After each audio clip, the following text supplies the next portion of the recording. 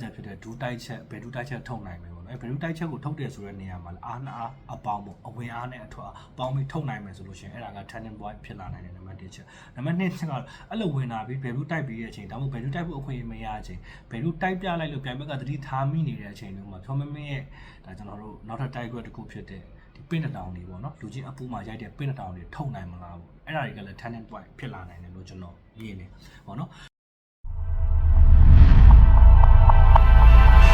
Left way from Burma. အားလုံးပဲမင်္ဂလာပါ Laway from Burma ကနေပြီးတော့ကြိုဆိုလိုက်ပါရစေအခုတင်ဆက်ပေးခြင်းကတော့လာမဲ့ဒါကျွန်တော်တို့ One Friday Friday 58မနေ့ပြန်ညတောက်ကြညမှာရှင်ပြန်ထိုးသက်ကြမယ် Your Left နဲ့ဒါကျွန်တော်တို့စောမမင်းတို့ရဲ့တွဲဆိုင်အကြောင်းပွဲကြိုသုံးသက်ချက်ဖြစ်ပါတယ်ဒီပွဲကတော့ဒါပထမတစ်ခေါက်ကျွန်တော် Pronica ပွဲပြောသွားတော့ကတော့ဘယ်အကြီးရမယ်မသိဘူးဆိုတော့ပြည်သက်တချို့ရှိရတော့ပွဲချင်းဒီပွဲပမာကြီးလို့ရတယ်ဆိုတော့လည်းကျွန်တော်ပြောပြပါမယ်ဒီပွဲစဉ်ကတော့ One Championship ရဲ့ Facebook နဲ့ YouTube ကနေ live လွှင့်ပေးသွားမှာပါအဲ့တော့မဆန်တော့ချင်း6နိုင်ပွဲလောက်မှာပွဲစပါလိမ့်မယ်ဆိုပေမဲ့ဒီတွဲဆိုင်စုစုပေါင်း10ဆိုင်ပါတယ်ဆိုပေမဲ့တွဲဆိုင်ကတော့ခေါင်းပွဲဖြစ်နေရတော့နောက်ဆုံးမှဖြစ်နေမယ်အဲ့တော့ဆိုပေမဲ့ကလည်းအရှိမ2ပွဲရှုံးထားရဲ့ဒါနဲ့ဘာကြောင့်ဒီပွဲမှာကောင်းမရတာလဲအဲ့ဒါတော့သူပြန်မရောလက်ပတ်ကြောင့်ဖြစ်မယ်လို့ကျွန်တော်တို့ကယူဆထားပါတယ်အဲ့တော့ဆိုမမင်းကြောင့်ပြောကြည့်အောင်ပေါ့နော်ဆိုမမင်းကတော်တော်မျောလင့်ခံထားတဲ့ fighter ဖြစ်တယ်သူဒီဂျိုးဝိုင်းတက်ကလည်းမနေဘူးပေါ့နော်ဂျာမန်အဆက်ပြတ်သွားတာလွယ်ပေါ့ဒီ2016 19လောက်တည်းကသူကပွဲထိုးနေပြီပွဲထိုးတာတော့2019မှာဆိုလို့ရှိရင်ဒါအဲ့ဒီတော့ကဒီ World Championship ကမြန်မာနိုင်ငံမှာလာပြီးတော့ပွဲလုပ်တာရှိတယ်အဲ့ဒီပွဲမှာလည်းရှင်ပြန်ထိုးသက်ဖူတဲ့အတွေ့အကြုံရှိတယ်အဲ့ဒီတော့ကတော့ဒါကျွန်တော် green ဒီတက်စကာဝိုင်းပေါ့နော်အခုဂျိုးပွဲတိုင်းပွဲလည်းမပါသေးတဲ့အတွက်ဂျိုးဝိုင်းတော့မဟုတ်အဲ့ဒီပွဲမှာရှင်ပြန်မှုရဲ့အတွေ့အကြုံရှိတယ်ပြင်1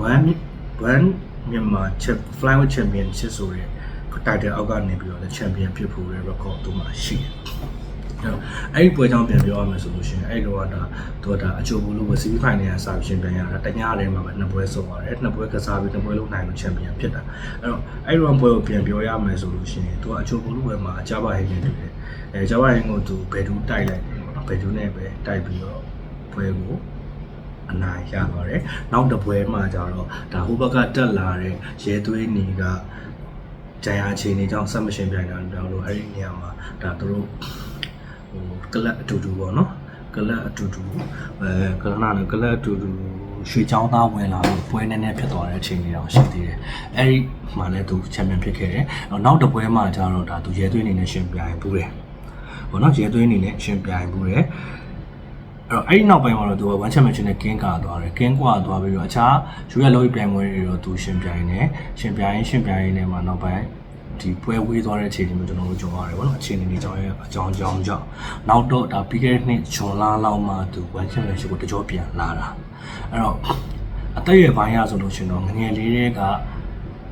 လက်ဆွမ်းလက်စားရှိရဲပြည်သက်ကိုလည်းဖျော်ပြပေးနိုင်တယ်ပြီးထိုးလုံးထိုးသက်ဖိုးပေါက်လည်းကောင်းတဲ့အတွက်ပြည်သက်ဖျော်ပြမှုရပြီးသားပြည်သက်အားပေးမှုရပြီးသား fighter ဖြစ်တယ်အဲ့တော့ဆိုမင်းရဲ့ one championship တကြောပြန်အခြေအနေတွေကိုပြန်ကြည့်မယ်ဆိုလို့ရှိရင်ကျွန်တော်တို့ကအများကြီးမျှော်လင့်နေကြကျွန်တော်တို့ဆိုတာကဒါနန်စားသုံးတာပေါ့နော်ဒါကျွန်တော်တို့ဆိုတာနေရာမှာပြည်သက်တွေလည်းပါတယ်လက်ဝိတ်လောကတွေကနားလက်တကြမ်းတဲ့သူတွေပြည်သက်တွေတော်တော်များများလည်းသိတယ်ဆိုမင်းကတော်တော်မျှော်လင့်ခဲ့ကြတယ်အဲ့ဆိုမင်းရဲ့ one championship ပွဲတော့မှာတော့ Australia လား New Zealand လား F fighter နဲ့တွေ့ရပါတော့တက်လုံပါမလားဘူးဆိုတဲ့အကြောင်းပြချက်မျိုးနဲ့အနိုင်ရခဲ့ပေမဲ့လည်းတိတ်အားမလို့အားမရဖြစ်လာကြတယ်ဒါကလည်းဘာကြောင့်လဲဆိုလို့ရှိရင်ကျွန်တော်တို့ကအရှိမဆိုမင်းငယ်ကစားဖို့တက်လုံးမာကိုပြင်ပွဲအတွင်းအပြောင်းလဲလုံးနိုင်စွာထိုးပေါက်စုံတာတွေပေါ့နော်အဲ့ဒီအရာတွေအားလုံးကိုမြင်တွေ့ပြီးသားဖြစ်တဲ့အတွက်ကြောင့်မှုလို့အားမလို့အားမရဖြစ်ကြတာဒုတိယပွဲမှာကျတော့လေဒါကျွန်တော်တို့ဆန္ဒစောပြီးတော့အမေရိကန်ချန်နဲ့ချက်ချင်းပြန်ထားတဲ့အချိန်မှာပဲရှုံးသွားခဲ့ရတယ်အဲ့တော့ဒီပွဲကဆမမင်းတော့အရေးကြီးလားဆိုလို့ရှိရင်တော့ကြီးတယ်အရှိမကတပွဲနိုင်တပွဲရှုံရလက်ဆိုပေမဲ့သူ့ရဲ့အရင်ကမြင်နေကြ performance ကိုလေကစားကွက်ပုံစံအသေးဆွဲကိုကျွန်တော်မမြင်ရသေးဘူးတက်လုံးမမြင်ရသေးဘူးမာကုံကိုမမြင်ရသေးဘူးအဲ့တော့ပရိသတ်ကကြတော့ဒီအချိန်တွေကိုပြန်ပြီးတော့အလိုရှိကြတယ်ဟုတ်နော်အဲ့တော့ကြောင့်ဆိုမင်းကိုအားမလို့အားမဖြစ်တာအဲ့တော့ဒီပွဲကလည်းဆိုမင်းဒီလိုပုံစံနဲ့ကစားပြနိုင်မလားဒါကအရေးကြီးတယ်အဲ့တော့ဒီသူ့ရဲ့ အခုပြိုင်ပွဲဖြစ်လာမှရောလက်ပတ်ကိုပြန်ကြည့်တော့လေလုံမနီကျိုးဝိုင်းတပါကအရန်ရှင်တယ်အသက်ကတော့32နှစ်ရှိပြီကစားဟန်ကလည်းဒါဘယ်ခက်တွေလိုက်တိုင်းသုံးပြီးအတွင်းထဲကိုဝင်နေတောက်လျှောက်တော်ဆက်ဖိအားပေးတဲ့ကစားပုံနဲ့ကစားတာအဲ့တော့ပြောမယ်ဆိုလို့ရှိရင်လုံမနီကျိုးဝိုင်းတပါကတော့ဆိုဗီမက်ထက်ရှင်တယ်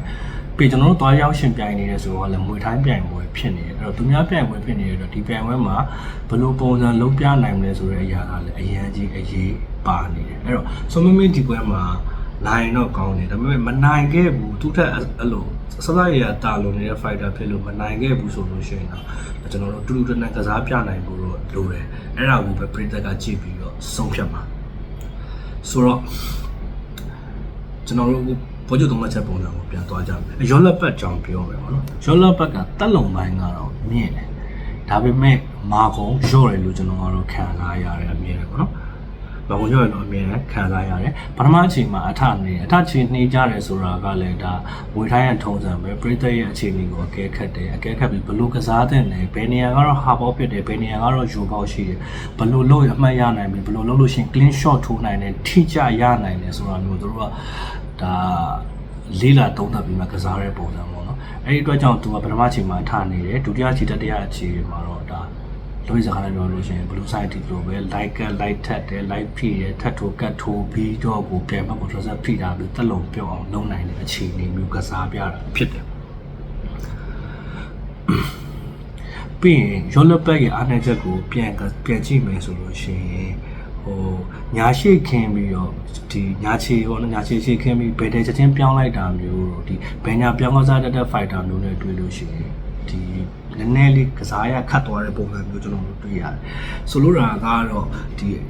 ဆိုပီမင်းကလည်းဒါကိုဘာကြောင့်ထည့်ပြောလဲဆိုဆိုလိုမင်းကအမြဲတမ်းအဲ့လိုကစားတတ်တယ်သူကဘယ်တဲ့ကစားလားညာတဲ့ကစားမလားဆိုတာသူတည်းတည်းသတ်မှတ်လို့မရအောင်သူကပြန်မဲ့အချိန်လေးကြည့်ပြီးတော့ဘယ်တဲ့ချိန်ညာတဲ့ချိန်ကိုအမြင်ပြောင်းလဲလုပ်နိုင်တယ်လို့အဲ့ဒီအတွက်ကြောင့်မလို့ဒီပွဲမှာစုံမင်းသာညာခင်းရှိအရှိတော့ချပြီးတော့ဘယ်တဲ့ကစားခဲ့မယ်ဆိုရင်ဒါရောလက်ဖက်ကိုကျွန်တော်တို့အခက်တွေ့အောင်လုပ်သွားနိုင်မယ်လို့လည်းဒါကျွန်တော်တွေးလို့ရတယ်ဒါကတော့မရှိရအားသာချက်ကိုထုတ်ပြောနေတာတော့မဟုတ်ဘူးပြန်ပဲအားနေချက်ရဘယ်လိုပုံစံသွားနိုင်လဲဘယ်လိုပုံစံဖြစ်နိုင်လဲဆိုတော့ဒါကျွန်တော်တွေးကြည့်ရတယ်အစုံမင်းကတော့အရက်9ပေခွန်တလမှာရှိတယ်နော်ဒီအရင်ကစားခဲ့တဲ့ World Championship လုံးမီ5နဲ့ပွဲမှာတော့ Bantamweight မှာကစားခဲ့ပေမဲ့ဒီပွဲကတော့ဒါသူ့ရဲ့ World Championship မူရင်းအတက်ဖြစ်တဲ့ Flyweight မှာဆင်းပြီးကစားမှာဖြစ်တယ်။ဝင်ပြီးကစားမှာဖြစ်တယ်။ဘယ်တဲ့ညာတဲ့ပြောင်းကစားတတ်တဲ့ဆုံးမင်းကဒူးတထောင်တွေနဲ့ကစားတတ်တယ်လို့ပြိုင်ဘက်ကိုအနာရဖြစ်အောင်ဆိုင်ယုံပြိုင်ယုံနိုင်စွမ်းလည်းရှိတယ်။ဆိုလိုချင်တာကတော့မာကုံမြင့်တယ်။ဆိုလိုချင်တာကတော့မာကုံမြင့်တယ်။ပညာစုံတဲ့ကစားသမားဖြစ်တဲ့အပြင်ဒါတော့ဖြစ်တဲ့အပြင်ဘယ်ရူးတွေတောင်နေနဲ့လည်းပွဲသိမ်းသက်လုံးထုံနိုင်တယ်ဒါပေမဲ့အောက်ခြေခတ်တဲ့အပိုင်းမှာတော့အားနေတယ်စုံမင်းကဒါကျွန်တော်နောက်ဆုံးကစားခဲ့တဲ့တပွဲကိုပြန်ပြီးထုံနှုတ်ပြန်ပြီးခဏဖယ်ထားမယ်ဆိုလို့ရှိရင်အများကြီးသွေးနဲ့ပြန်မဲ့ကိုကြည့်ပြီးကစားတတ်တာပေါ့နော်ဒါပေမဲ့နောက်ဆုံးပွဲမှာတော့ပြန်မဲ့အမြင့်ပတ်ချေထိပြီးတော့လဲပြီးရှုပ်ပေးသွားရတယ်ဒါကတော့ဆန္ဒဆိုလို့ပေါ့အဲ့ဒီချက်တာမရှိဘူးဆိုလို့ရှိရင်ဒီပွဲ recipe ရဲ့ပွဲ result ကလည်းပြောင်းလဲဖြစ်သွားနိုင်မလားအဲ့ဒါကလည်းစိတ်ဝင်စားဖို့ကောင်းတယ်ပေါ့နော်ပြီးနောက်တစ်ချက်ကကြတော့ပထမဆုံးပွဲမှာလည်းတက်လုံးပါမလားဘူးအဲ့ဒီချက်ကိုပြင်နိုင်မလားဘူးเนาะလက်ရှိမှာပွဲလဲဝေးနေတယ်ဆိုမှဘာလုပ်ပြမလဲအဲ့ဒါကလည်းအရေးပါတယ်အဲ့တော့ဆိုမင်းကတော့တံမြန်တိုက်စစ်ပဲကစားရမှာပြိုင်ဘက် fighter ကတော့တည်ကြတယ်ဒါကျွန်တော်တို့တိုက်စစ်ကိုဥဆောင်လာပါပဲအဲ့ဒီအချိန်တွေမှာဘာတွေလုပ်လို့ရနိုင်လဲဆိုတော့ပြိုင်ဘက်ကတော့ဒါတည်ကြတယ်ပထမပိုင်းလုံးမှာသူအချိန်ကြီးကြည့်မယ်အကဲခတ်မယ်ဒုတိယပိုင်းမှာသူဘယ်လိုကစားလို့ရနိုင်လဲသွားမယ်ပြီးဒုတိယပိုင်းမှာဘယ်လိုကစားလို့ရနိုင်လဲဆိုတဲ့အချိန်တွေကနေသူ့ရဲ့တိုက်စစ်ကိုသူတည်ကြလေးပုံဖော်တာမျိုးရှိလာနိုင်တယ်အဲ့ဒီပုံမှန်လည်းမျိုးရှိလာနိုင်တဲ့အချိန်မှာအတင်း like feed like ထက်ကစားတတ်တဲ့ဒီပြိုင်ဘက်ကိုကျွန်တော်တို့ကဆောင်းမင်းကသူ့ရဲ့အားတာချက်ဖြစ်တဲ့ဒူးတိုက်ချက်ဘယ်ဒူးတိုက်ချက်ထုတ်နိုင်မယ်ပေါ့နော်အဲဘယ်ဒူးတိုက်ချက်ကိုထုတ်တယ်ဆိုတဲ့နေရာမှာအားနာအပေါင်းပေါ့အဝင်အားနဲ့အထွက်ပေါင်းပြီးထုတ်နိုင်မယ်ဆိုလို့ရှိရင်အဲ့ဒါက turning point ဖြစ်လာနိုင်တယ်နံပါတ်1ချက်နံပါတ်2ချက်ကတော့အဲ့လိုဝင်လာပြီးဘယ်ဒူးတိုက်ပြီးတဲ့အချိန်ဒါမှမဟုတ်ဘယ်ဒူးတိုက်ဖို့အခွင့်အရေးမရတဲ့အချိန်ဘယ်ဒူးတိုက်ပြလိုက်လို့ပြိုင်ဘက်ကသတိထားမိနေတဲ့အချိန်တုန်းမှာဆောင်းမင်းရဲ့ဒါကျွန်တော်တို့နောက်ထပ်တိုက်ခွက်တစ်ခုဖြစ်တဲ့ဒီပင်းတောင်တွေပေါ့နော်လူချင်းအပူမှာရိုက်တဲ့ပင်းတောင်တွေထုတ်နိုင်မလားပေါ့အဲ့ဒါတွေကလည်း turning point ဖြစ်လာနိုင်တယ်လို့ကျွန်တော်မြင်နေပေါ့နော်အဲ့တော့ ဘယ်လိုချင်းတွေကနေနိုင်ပွဲရနိုင်မလဲဆိုရင်တော့ဒီလိုချင်းတွေရနိုင်ပွဲရနိုင်မယ်ဒါပေမဲ့နိုင်ပွဲယူနိုင်တာချင်းနဲ့အတူတူဒီသုံးချီလုံးအပြည့်ကစားနေတဲ့အချိန်မှာလည်းကျွန်တော်တို့က performance ကောင်းထုတ်ပြဖို့လိုတယ်အဓိကပရိသတ်ရဲ့အမြင်ပေါ့နော်ပရိသတ်ပြန်လက်ခံလာနိုင်တဲ့ fighter မျိုးဖြစ်ဖို့အတွက်ဆိုလို့ရှိရင် performance ကောင်းကောင်းထုတ်ပြဖို့လိုတယ်အဲ့တော့ Yellow Fat လို fighter မျိုးကိုဘယ်လိုကစားရင် performance ကောင်းကောင်းထုတ်ပြနိုင်မလဲ Yellow Fat ယုံလို့ Yellow Fat နဲ့ကျွန်တော်တို့ဒုတိယအချိန်နဲ့တတိယအချိန်မှာအပြိုင်ယုံပြမယ်ဘောနော်အပြိုင်ယုံပြမယ်အပြိုင်တစ်လုံးထုတ်ပြမယ်ခုမှရှိတဲ့တပ်ပေါက်အကုန်ထုတ်ပြမယ်မာကုံပြနိုင်မယ်တက်လုံပိုင်းပြသနိုင်မယ်ဆိုလို့ရှိရင်တော့ပြည်သက်ကလက်ခံသွားလိုက်မယ်ရှုံးခဲ့ရင်တော့မလို့နော်ဒါပေမဲ့အဲ့ဒီလိုမဟုတ်ပဲနဲ့ကျွန်တော်ဘက်တိုက်စစ်ဆင်ပြီးဝင်လာတဲ့အချိန်တိုင်းမှာတိုက်စစ်ကိုအာရော့သွားယုံလောက်လေကျွန်တော်တို့အတွန်းတိုင်းလုံးမယ်လူချင်းခွာမယ်ကျိုးဝိုင်းပတ်မယ်ဆိုလို့ရှိရင်တော့ result လည်းမကောင်းလို့ပြည်သက်လက်ခံမှုပိုင်းမှာလည်းကောင်းမှာမဟုတ်ဘူးအဲ့ဒီကြရင်ကျွန်တော်နောက်တစ်ပွဲကြရင်ပို့ပြီးရုံးကန်သွားရတဲ့အနေအထားဖြစ်သွားမယ်လို့ထင်တယ်အခုနောက်ပိုင်းဒါကျွန်တော်တို့ဒီ martial art ပွဲစဉ်တွေအကုန်လုံးကလက်ရည်တစ်ခုတည်းနဲ့မဟုတ်ပဲ performance နဲ့ပြည်သက်အပေးမှုကလည်းဒါအဓိကကျလာတယ်လို့ကျွန်တော်မြင်တယ်ဟို result ကောင်းရုံပဲပြင်းပြင်းစောင့်နေမယ်ဆိုရင်ရောပြည်သက်ကအားပေးပါမလားပြီးရင်ဒါကဒီပြည်သက်ကိုဝန်ဆောင်မှုပေးရတဲ့ဒီအတမွေးဝမ်းကြောင်းတစ်ခုဖြစ်တယ်ပေါ့နော်အားကစားဆိုတဲ့အရာဘောလုံးဆိုလဲဘောလုံးလေးอ่ะ martial ဆိုလဲ martial လေးอ่ะချင်းလုံးဆိုလဲချင်းလုံးလေးอ่ะပြည်သက်အားပေးမှုများလာလေ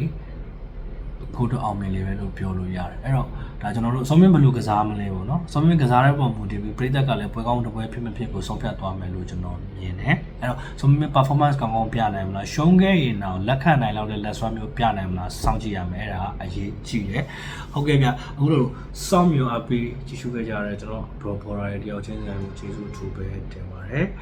ပွဲပြီးသုံးသက်ချက်နဲ့အတူပြန်လာနိုင်မှုကြိုးစားပါမယ်အဲ့ဒီကတော့ကျွန်တော်လည်းခီးသွားဖို့ရှိနေတာကြောင့်ပွဲပြီးရိုင်းနိုင်မလားပေါ့နော်ဒါမှမဟုတ်စာပဲတင်နိုင်မလားတစ်ချက်လေးကျွန်တော်ပြန်ကြည့်ချင်ပါတယ်လိုအပ်ချက်တွေရှိရင်လည်းကျွန်တော်အချိန်မီအကြံပြုခဲ့လို့ရပါတယ်အားလုံးကျေးဇူးပဲတင်ပါတယ်